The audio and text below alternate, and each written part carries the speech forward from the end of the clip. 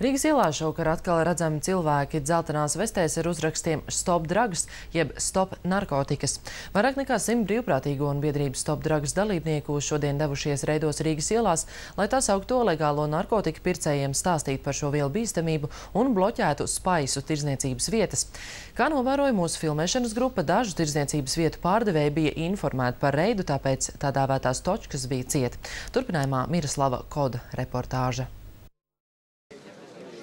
Šis ir pirmais tik plaši rīkotais brīvprātīgo reids pret legālajiem narkotikām pēc iespējams pirmā nāves gadījuma no šādas vielas Rīgā.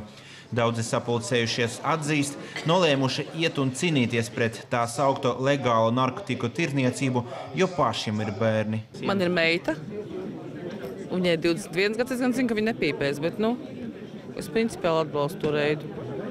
Es domāju, ka jebkurš domājuši cilvēks Latvijā atbalsta to reidu.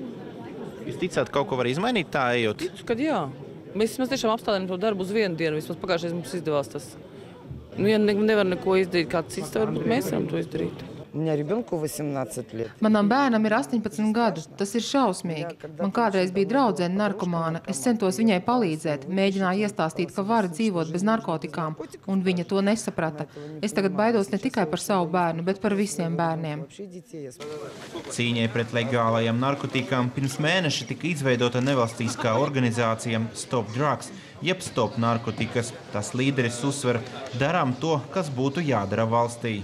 Mēs sajūtamies bezspēcīgi tādā lietā, kad mums ir vispār tas jādara. Pat tas pats jautājums, tas jau ir, liekas jocīgi, ka mums ir jāiet ielās, bet citu mēs neko nevaram izdarīt. Jo tāpēc, ka tur atliek pieņemt tikai 2 likumus, un mums nevajadzētu neko darīt. Vispār nekādas akcijas mēs varētu sēdēt mājās un skatīties televīziju. Aktīvisti ir apzinājuši iespējamas vietas, kur tiek tirgotas atļautās narkotikas. Visi sadalās pa grupiņām un ir gatavi cīņai. Pirms došanās vēl neliela instruktāža no organizētājiem.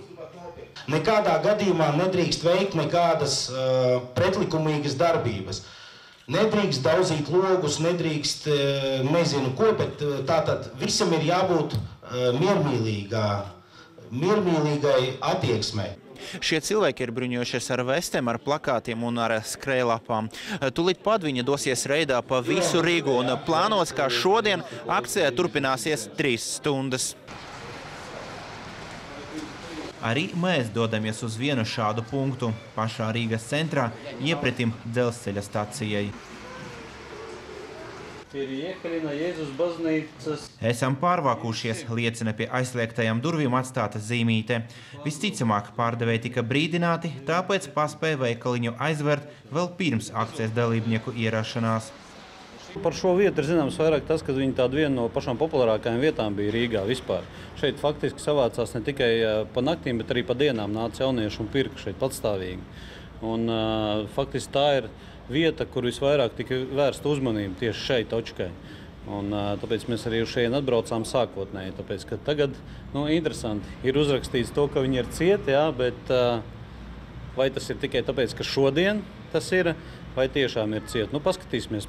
Reidā dalībnieki sola atgriezties pēc dienam, bet jau bez preses un lielas publicitātes. Miroslavs Koģis, Indus Graudiņš, Latvijas televīzija.